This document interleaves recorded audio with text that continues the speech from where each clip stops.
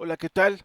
Te doy la bienvenida aquí al videoblog de Derecho Romano 2 y pues ya estamos en los últimos metros para llegar a la meta.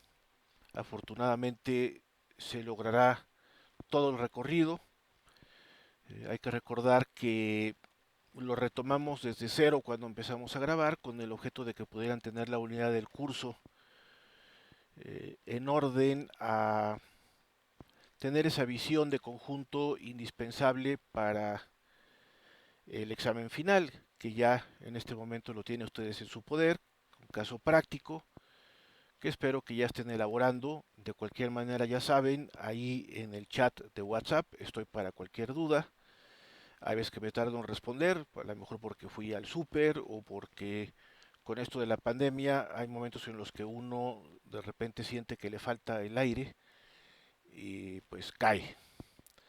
Realmente no hay nada como el aire fresco y aunque uno está en casa, pues sí que hace falta salir a caminar o salir a trotar o salir a andar en bicicleta, en fin, tomar un poquito de respiro, que siempre viene bien.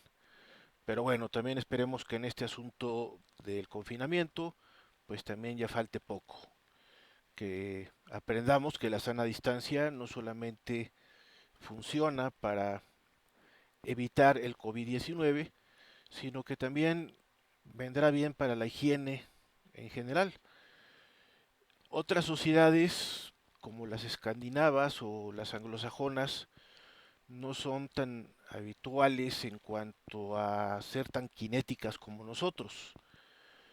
Yo, lo personal, tampoco soy mucho del contacto, soy de estrechar la mano, darle una palmada con afecto a algún buen amigo, pero así de pararme y echarle el aliento en la cara al que está enfrente, pues no, ni tampoco en las filas.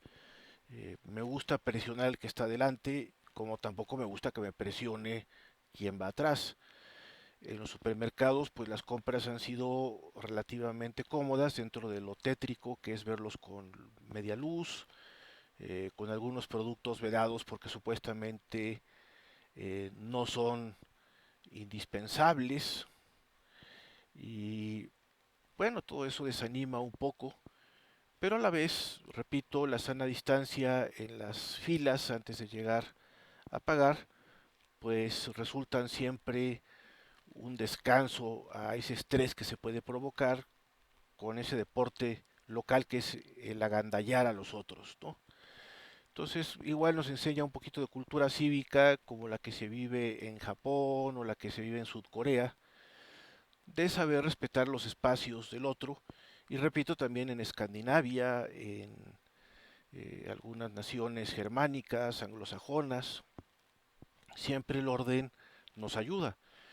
En una ocasión, conduciendo, y en esta ciudad donde todos nos ponemos como neuróticos al volante, pues casi se armaba una bronca porque un tipo no quería dejar pasar al otro.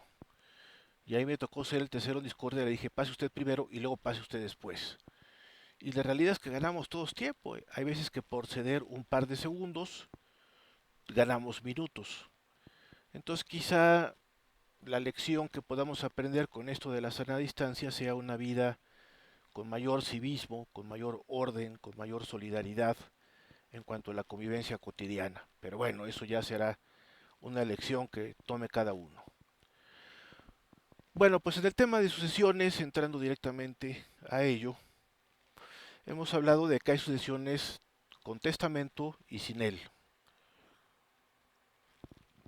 Hemos hablado que la sucesión es la disposición que hace el titular de un patrimonio, que puede ser un pater familia o una mater familia, en favor de los heredes sui, y que esto puede constatar en un documento que en el caso de Ulpiano le denominó la manifestación de nuestra voluntad ante testigos y conforme a derecho, de manera solemne, para que valga después de nuestra muerte. Y también en el digesto 28, 1,1, Modestino nos habla de que el testamento es la manifestación conforme a derecho de nuestra voluntad sobre la que uno quiere que se haga después de la muerte. ¿Qué disponemos con nuestra voluntad? ¿Qué queremos hacer con nuestro patrimonio? Señalábamos que las formas del testamento fueron evolucionando. El testamento es un acto jurídico solemne, ya que implica la sucesión, el que otro esté en nuestro sitio, post mortem, y como se trata de un sui juris, pues tendrá que hacer frente a los acreedores que sí correspondan en una situación post-mortem. Hay otros actos jurídicos, acuérdense, que terminan con la muerte, que son personalísimos, como por ejemplo un mandato. Si murió el mandatario, pues este no se puede cumplir ya. Pero puede haber otro tipo de obligaciones, como podría ser un mutuo, en el que tiene que devolverse sí o sí los bienes que fueron prestados para su consumo. Ya sabemos que del mutuo pues se devuelven bienes fungibles y esto no queda disuelto, no queda terminado por la muerte de el de cuyus, es decir, el causante de la sucesión, sino que esta obligación se transmite post-mortem a los herederos. Luego entonces la solemnidad tenía esa gran trascendencia de que se tuviese conciencia de cuál era la última voluntad del testador y a su vez cuál era la posición que tendría el heredero. Dicho esto, que ha sido un repaso muy generalizado de lo que hemos visto, hoy nos corresponde hablar acerca de la institución del heredero, las sustituciones, los llamados codicilios y también los legados. La institución de heredero es la cláusula testamentaria que contiene la designación de la persona que el testador quiere que le suceda. Desde luego, además de esto, también hablaremos, por cierto, de la sucesión ab intestato, pero ya vendrá más adelante. Es decir, ¿qué sucede cuando alguien muere y no ha dejado testamento? Por lo pronto estamos en el ámbito del testamento y en ella se da un acto jurídico que es la institución de heredero. Y hemos dicho que es una cláusula testamentaria que contiene la designación de la persona que el testador quiere que le suceda. Y ya hemos señalado hasta el cansancio que suceder es tomar el lugar del otro. Esto es una condición necesaria para la validez del testamento, porque si no hay institución de heredero, podría darse el caso de que el testamento pues no surtiera efectos. Y entonces podríamos llegar a tener que gestionar una sucesión ab intestato. La institución del heredero tenía que hacerse siempre en latín al comienzo del testamento. Era una orden, tenía por tanto que hacerse de manera imperativa y directa. Por ejemplo, en los siguientes términos, que sea heredero ticio. Y más adelante se fueron flexibilizando la designación y en el derecho justinaneo podía hacerse en cualquier parte del testamento. Lo que es importante de esto es que, cabe decirlo, la institución de heredero implica una condición suspensiva, porque podría ser que el heredes sui, el heredero en este caso designado, pues no sobreviviera al testador. Y esto puede suceder. Vamos a ver, no le deseo la muerte a mis primas, pero ayer, por ejemplo, que cumplía años mi tío Lalo, mi padrino además de primera comunión, hermano mayor de mi mamá, pues estamos hablando de un señor que tiene 88 años. Y yo le doy larga vida porque tiene una salud enorme, una lucidez intelectual también admirable. Y bueno, pues quién sabe si si mis primas le sobrevivan, ¿no? Bueno, un poco bien a guasa, pero esto sucedía y esto sucede. Entonces, está supeditado esto, evidentemente, a que pueda fallecer el heredero designado, el heredero instituido, y que sobreviva el testador y por lo tanto, pues aquel testamento sea letra muerta, tenga que elaborarse uno nuevo. Por lo tanto, en este caso, el heredero tiene protecciones jurídicas que se fueron dando en la progresión del derecho sucesorio a través del sistema de sustituciones. Es decir, si moría el heredero y no le sobrevivía al testador y a la muerte del testador había otros heredes sui potenciales, pues entonces podría, repito, sustituir uno de los herederos al otro.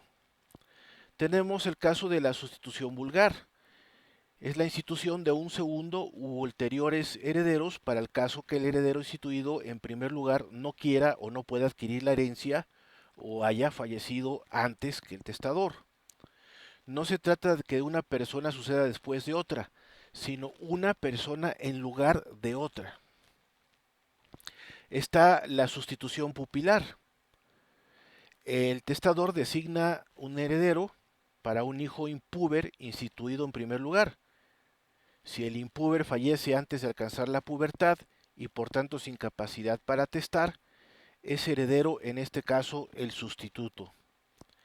Y luego tenemos la sustitución cuasi pupilar, que se trata de un tipo de sustitución que ya fue admitida ocasionalmente en la época clásica y consigue un reconocimiento general ya en el derecho romano oriental con Justiniano. En este caso, al heredero instituido en primer lugar se le puede nombrar un sustituto para que sucediese a un descendiente si así fuese necesario.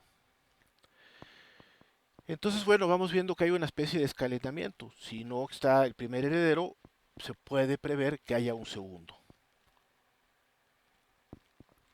Lo importante es que la institución del heredero, y es la idea que nos tiene que dar más clara, es la denominación expresa de quién debe suceder dentro de la cláusula testamentaria más importante.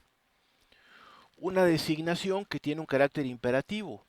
Hay que recordar que el testamento es una expresión de la última voluntad y por lo tanto siempre tendrá un carácter imperativo, siempre y cuando esto no se oponga a derecho, siempre y cuando esto sea plenamente legítimo y legal. Nadie puede dar lo que no le es propio, nadie puede ordenar por herencia lo que es imposible. Hay agregados que se hacen a los testamentos que se llaman codicilios. Por lo tanto, el codicilio es un documento que se agrega al testamento.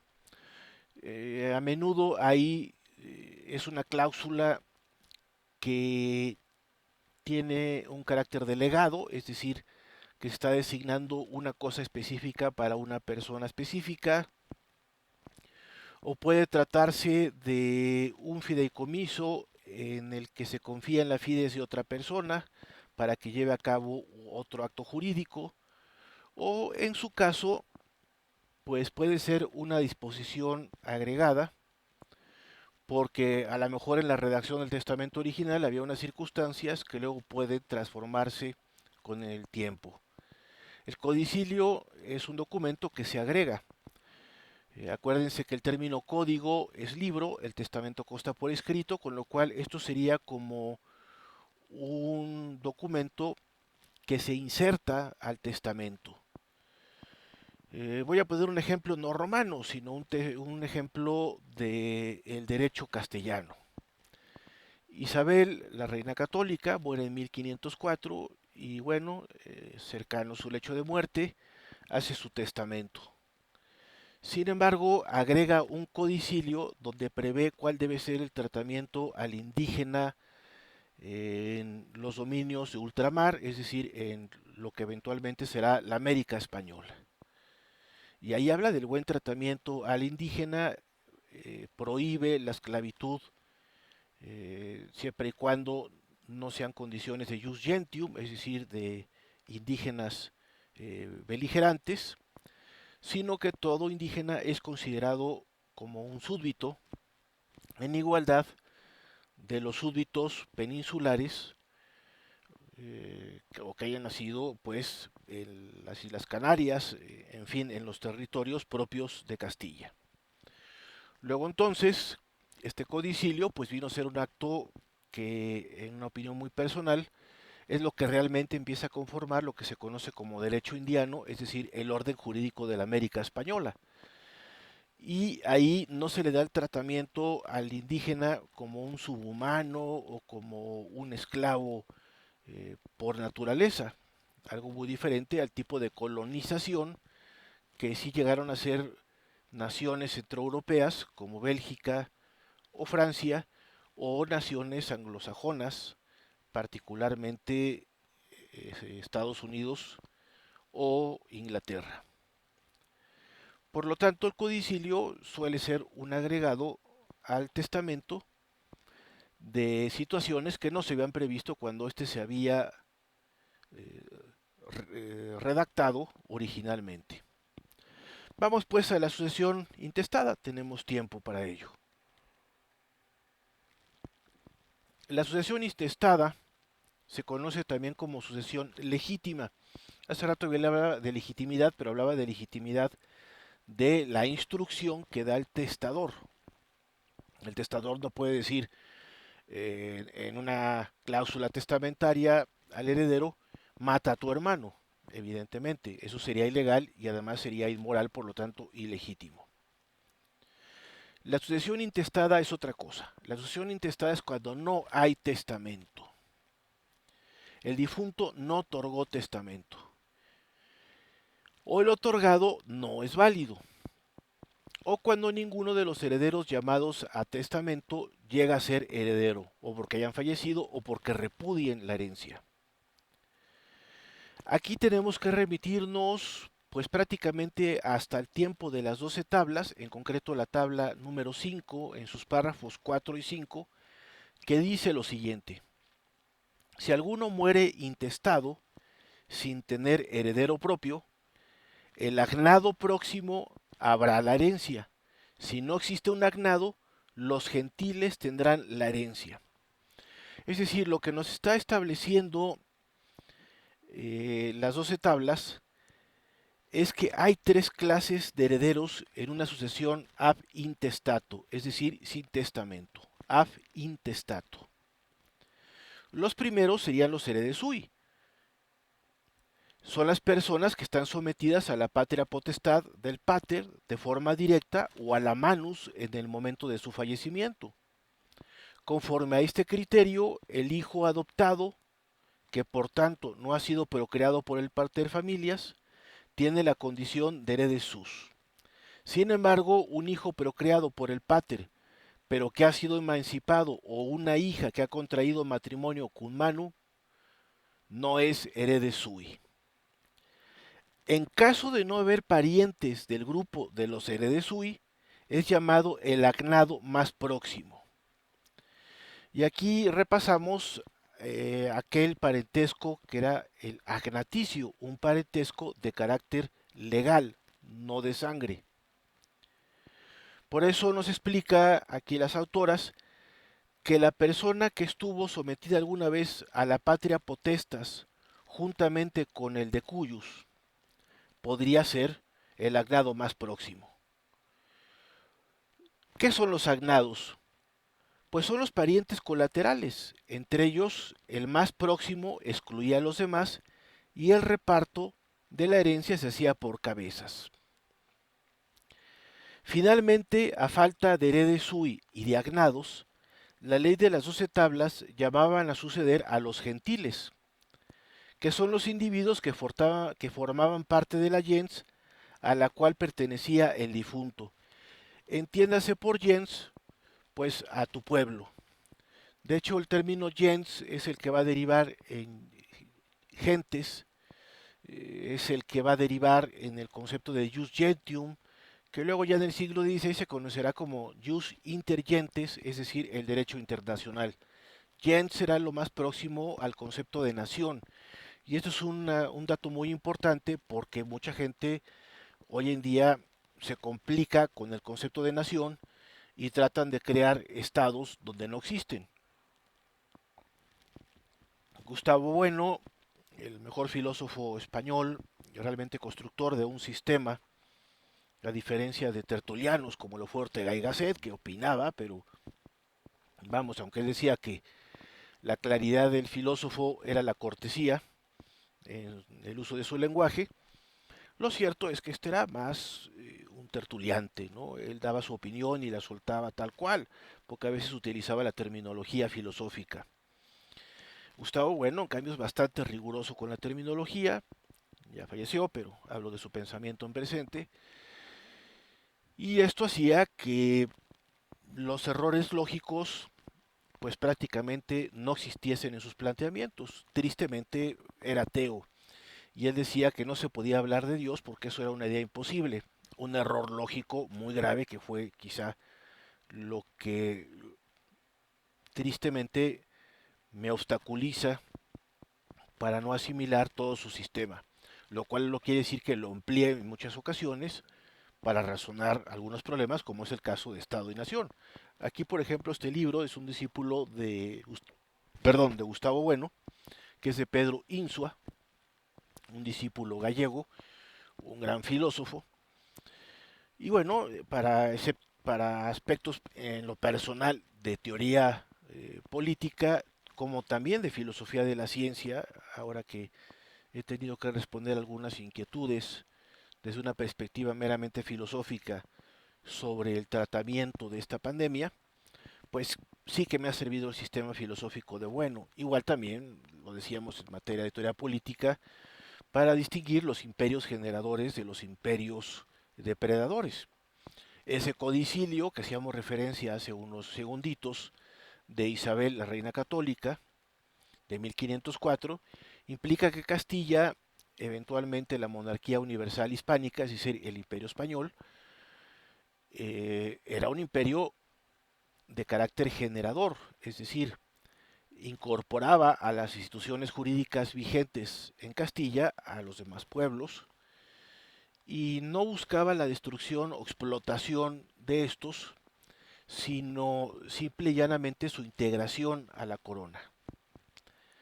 Es por esto que en los dominios castellanos y eventualmente del Imperio Español podíamos encontrar que había catedrales, que había universidades, que había hospitales, es decir, que se forjaban instituciones, incluso de derecho administrativo, como el caso de las audiencias, de los virreinatos. Las audiencias también tenían funciones judiciales, el propio virrey también las tenía, no existía la división de poderes, y con esto pues se extendían las instituciones por el Océano Atlántico para llegar a América. A diferencia del caso, por ejemplo, de Bélgica, que destruía todo lo que había a su paso. Incluso en pleno siglo XX uno podía ver que había zoológicos, entre comillas, porque en realidad lo que exponían eran africanos, para que la gente de Bélgica los pudiera ver como eran. Y era muy triste que la gente incluso hasta les diera algún alimento, como tipo un banano, a un pobre niño. Hay fotografías muy crueles sobre esto. Eh, a veces cuando voy a viveros de Coyoacán, cuando es posible, ¿no? Ojalá ya pronto, para ya darle un ataque a la barriga, visto de que no se pudo hacer la carrera nocturna de la universidad, pero sí que hay muchas ardillas en este parque y ahí me gusta llevarles algunas nueces y algunas cosas que les sean buenos alimentos. Pero hombre, estamos hablando de darle de comer un animalito. Hay gatos callejeros que es imposible que me traiga acá para que no vayan a infectar a los que tengo por acá. Sin embargo, pues sí que les dejo algún alimento, les dejo algunas croquetitas para que no estén desamparados. Pero con los seres humanos el tratamiento debe ser muy diferente. Debe de buscarse algo que sea digno para ellos, algo que les permita un porvenir. Tratar a los seres humanos como objetos, pues fue uno de los grandes defectos que tuvo el derecho romano heredado del Jus Gentium, como fue el caso de la esclavitud. Y esto nos hace recordar pues a lo que yo venía. Roma fue un estado que surge como monarquía, evoluciona como república y termina como un imperio. Es decir, en un estado pueden irse gestando diferentes formas de régimen, es decir, distintas formas de gobierno. Ahora bien, la nación romana es una cuestión que va cuajando también en la historia del Estado romano. En un principio, los patricios no se podían ni siquiera casar con los plebeyos, como lo señalaban las primeras 10 tablas, lo que se llegó a considerar como leyes inicuas, y finalmente en las 2 tablas restantes se establece la posibilidad de tales matrimonios. Y así se van incorporando distintos eh, seres humanos de distintos orígenes, valga que era la palabra que no me llegaba a la cabeza, a la ciudadanía romana. Por ejemplo, San Pablo es un ejemplo de ello. Entonces, la nacionalidad es una condición jurídica que obedece a una condición previa que es la existencia del Estado. La nación no da origen al Estado, que fue un error que se cometió en el siglo XVIII, sobre todo por los pensadores franceses, revolucionarios, liberales, burgueses. Que también, por cierto, en esto del liberalismo, pues hay muchos liberalismos. El sábado, que fue lo que no se escuchó el otro día por el problema del micrófono, pues yo me quejaba de una discusión que tuve con un muchachín de 24 años, bastante inmaduro, no, no, no tiene nada que ver con ustedes. Ustedes harán las tarugadas propias de esa edad, que si no las hacen estarían mal de la cabeza, pero como estudiantes pues están procurando pensar con rigor y hay muchos de ustedes que cuando los llegaba a escuchar ahí en el aula para mí era un goce, para mí era un deleite.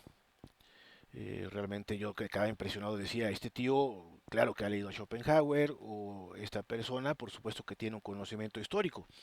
El año pasado había otro alumno que, vamos, era un noticiero, y yo a veces confirmaba con él, porque pues si me tardaba 1 hora y media en conducir en el coche para llegar al campus, pues a lo mejor me perdía alguna noticia o escuchaba en el radio nada más un titular y le preguntaba, oye, esto está pasando, y él ya estaba informado del todo, porque era un tipo con el hábito de leer el periódico.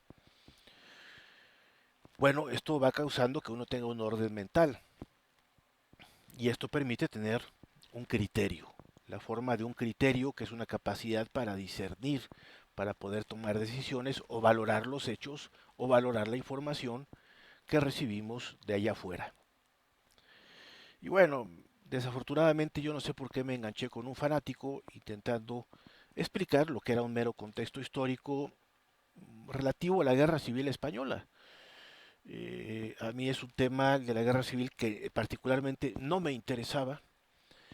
Militarmente sí, porque en la historia militar implicó la experimentación de las armas que luego se emplearían en la Segunda Guerra Mundial. Del lado rojo, del lado republicano, pues el apoyo fue dado por Rusia, que en ese momento era la Unión de Repúblicas Soviéticas Socialistas, con lo cual pues el armamento que se empleó pues era el armamento soviético que en un principio no fue tan funcional, tan es así que luego los tanques 74, en fin, pues en mucho le deberían su poderío al apoyo de los aliados en plena guerra mundial. Y en el caso de si hubo una presencia del ejército alemán o del ejército italiano, por lo tanto de un influjo nacional socialista o fascista, pues estamos hablando no tanto de influjos de carácter ideológico, sino de aliados también armamentistas para que el bando nacional pudiera hacer frente al armamento que tenía el bando republicano con el auxilio de los soviéticos. Por ejemplo, la Legión Cóndor empezó a practicar determinados bombardeos que luego servirían para ya un pleno desarrollo de la Luftwaffe en la Segunda Guerra Mundial. Igual hay cierto tipo de usos de rifles de asalto, de algunos carros de combate. Igualmente en el caso de las tropas italianas, pues también incluso algunas tácticas, aunque los italianos no destacaron precisamente por su valentía, pero pues fueron aliados para poder conformar un frente que pudiera recibir y resistir los embates de el frente republicano. Pero bueno, este hombre no tenía sentido de la historia militar porque en 1937 los militares que se habían sublevado contra la República tenían que elegir un mando único. El propio Sun Tzu lo dice, es una cosa elemental. Si hay varios generales, pues esto no va a conseguir quien tome la última decisión y se puede dividir un ejército.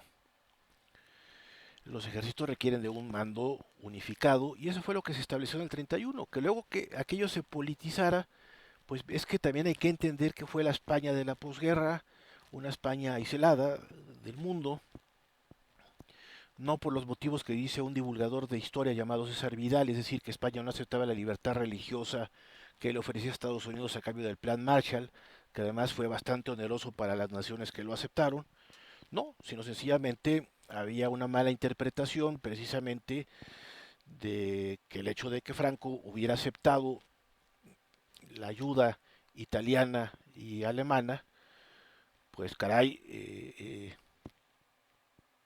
esto no quería decir que Franco fuera otro Hitler o que fuera otro Mussolini.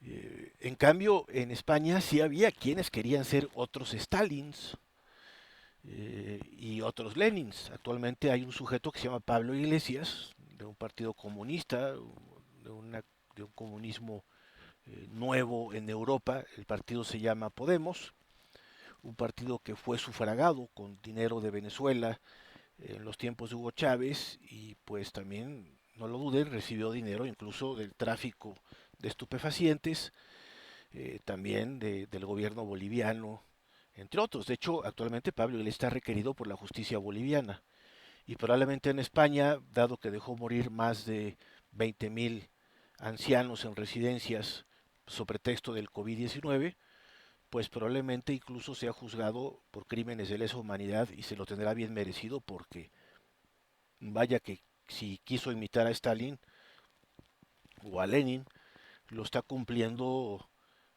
violando un Estado de Derecho muy, muy lejos de la posguerra. Es una constitución de 1978, pero que a este le importa menos que un pepino. Bueno, es lo que tenemos actualmente.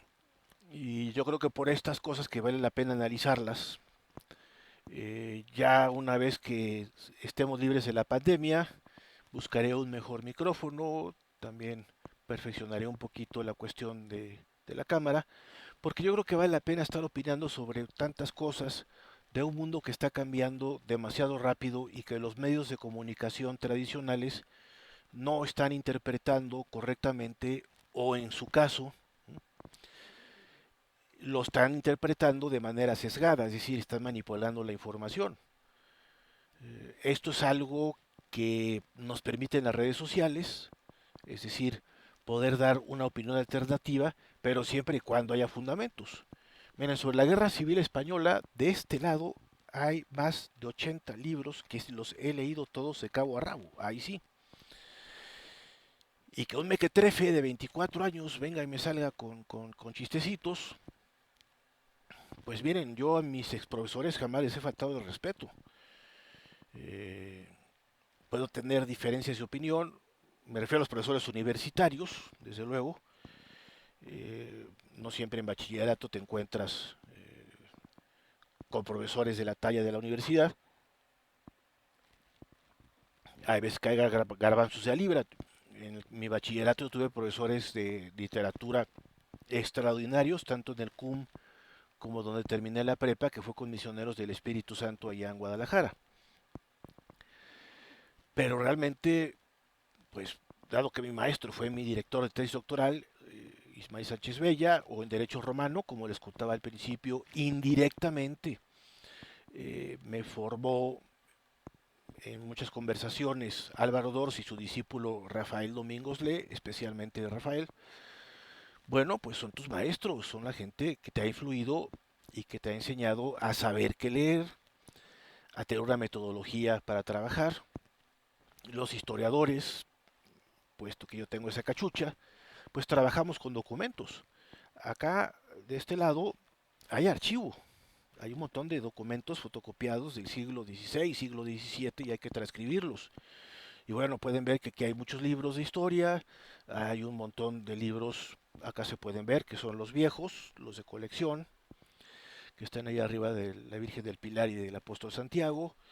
Eh, Libros sobre la Segunda Guerra Mundial, todo lo que ustedes quieran, sobre el martirio español, es decir, de la persecución religiosa que se dio en esa época, de las tergiversaciones de la historia de España que se conoce como leyenda negra, libros de historia militar, etcétera, etcétera. Bueno, pues es que el conocimiento no es infuso ni es porque un gurú te eche un rollo.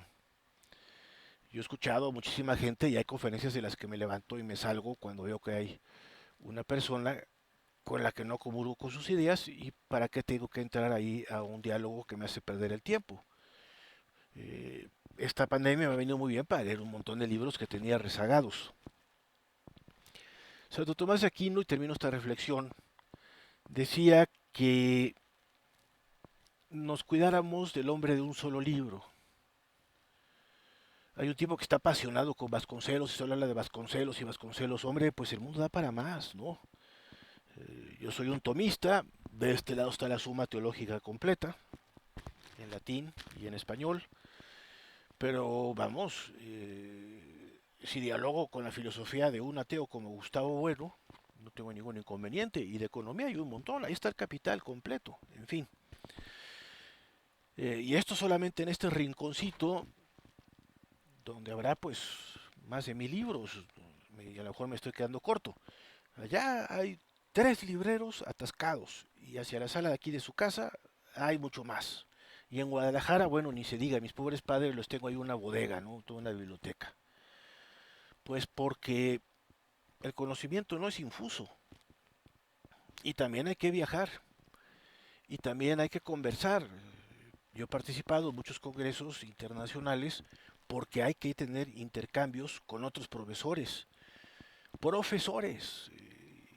con quienes converso normalmente para estas cosas, pues en efecto todos tenemos cuando menos el doctorado. Y no es por echarme flores, las flores ya estarán aquí en la camisa hawaiana. La universidad donde me doctoré es de bastante prestigio en España, una de las universidades más importantes de Europa, la Universidad de Navarra. Gracias a Dios tuve esa oportunidad, porque en realidad pues no era una cosa fácil. El otro día alguien se quejaba, es que nos han quitado de las becas en el Instituto Mora. Pues muévete y busca becas en las embajadas, muévete y toca puertas.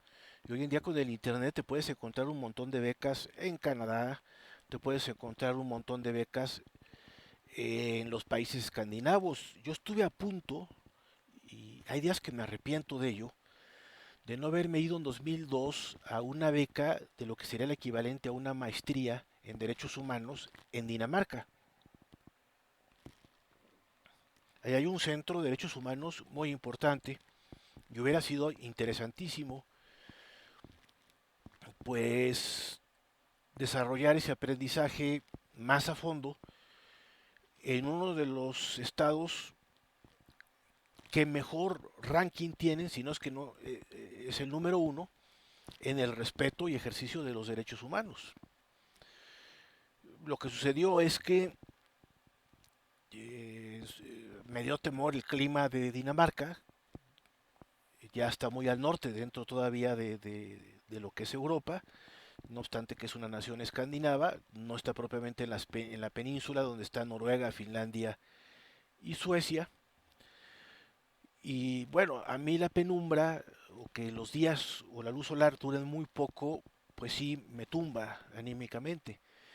Y eso fue lo que temía, porque lo que pedían era inglés británico y en eso estoy acreditado. Pero bueno, oportunidades que se van de la vida, pero de oportunidades hay. Eh, Hombre, y conviene salir al extranjero, conviene desoxidarnos también un rato de nuestro país y poder ver las cosas de otra manera. En España, por ejemplo, dentro de la crisis que están sufriendo, pues todo es tirarle a Venezuela y hablar del narcotráfico en Venezuela y nadie repara en la importancia que tiene México en esto, porque la frontera con Estados Unidos no la tiene Venezuela. Tal parecería que nosotros somos inocentes y que el Mencho o el Chapo Guzmán o el Mayo, pues hombre, son entes de razón que se inventó Walt Disney, ¿no? Y por otro lado también yo siempre me he preguntado en Estados Unidos quién es el par que hace el negocio con cualquiera de estos señores. Eh, Como decía mi abuelita, tanto peca el que mata a la vaca como el que le detiene la pata, ¿no? Que qué malos eran los colombianos en tiempos de Pablo Escobar. Sí, pero insisto, la cocaína tenía que pasar por México. Que qué malos son los venezolanos. Sí, pero la cocaína pasa por México y aquí se produce heroína.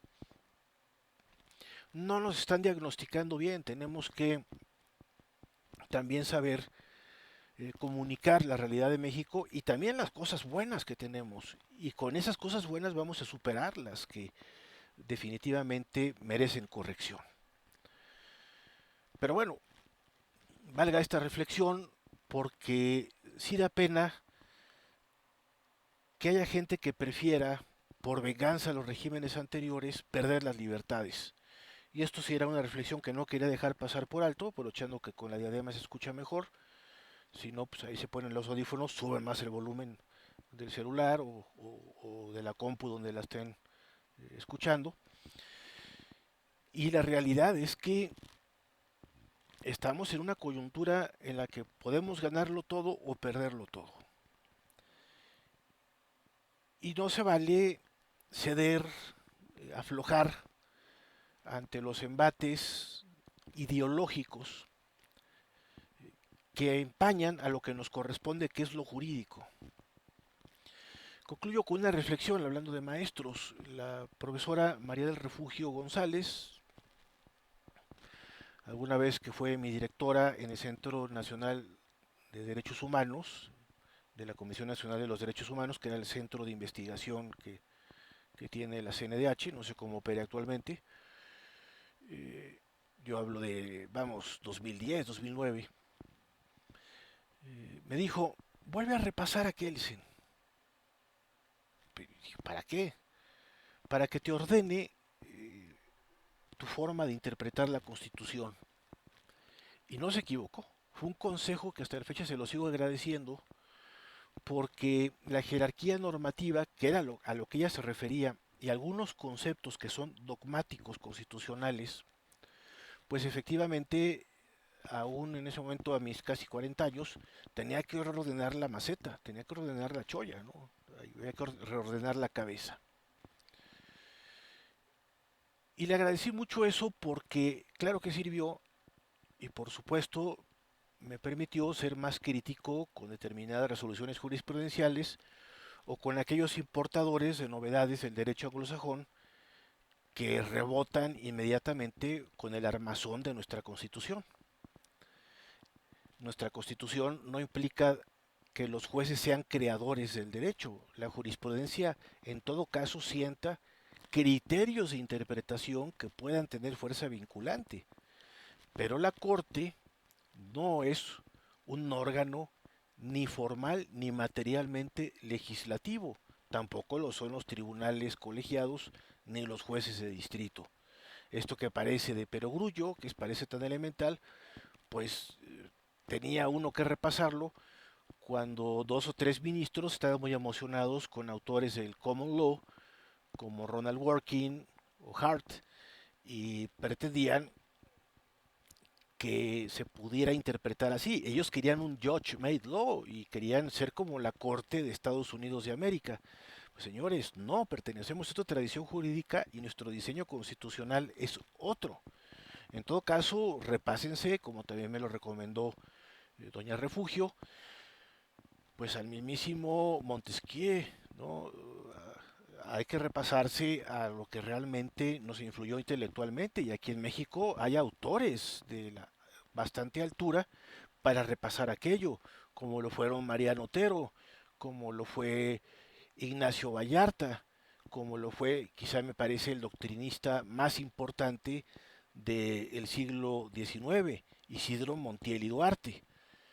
Entonces, pues claro que tenemos mucho que leer, mucho que ordenar en la cabeza y pues aprender del que sabe y no faltarle al respeto y decirle tonterías, ¿no? Yo soy hijo de campesinos, usted es adinerado. Ojalá, hágame la buena, ¿no?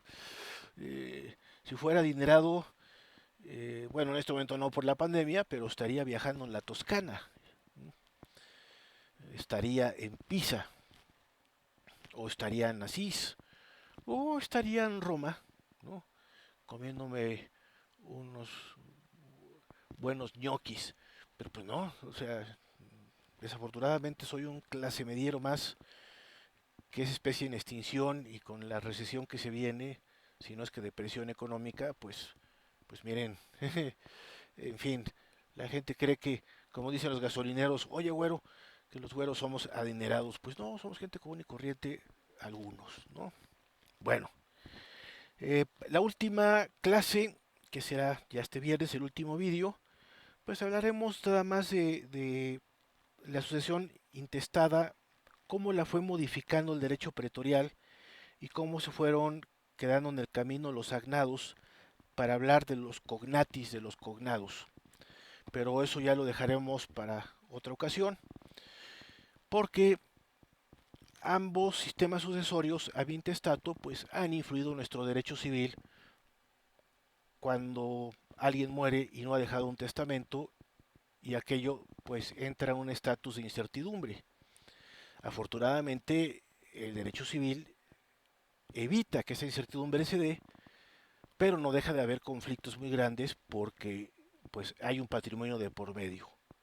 Y como decía el poeta, poderoso caballero don dinero, más vale siempre resolver las cosas racionalmente a llegar al uso de la violencia o al enfrentamiento por el tener. Y esto es algo que el derecho pretorial fue perfeccionando, ni qué decirlo de las novelas 118 y 127 de Justiniano, con las cuales daremos por finiquitado el curso en el próximo vídeo. Ya saben, cuídense mucho, que aunque no nos estemos viendo personalmente, yo sí espero que algunos sí nos echemos alguna cervecita ya en la posguerra, o que vayamos a algún juego de fútbol, lo que sea. Saben que cuentan con un colega en la facultad y pues en la medida de lo posible, pues esperemos también incluso reencontrarnos en otra asignatura, ¿por qué no? Pues yo les deseo salud, mucha paciencia, paz y bien. Un abrazo a todos.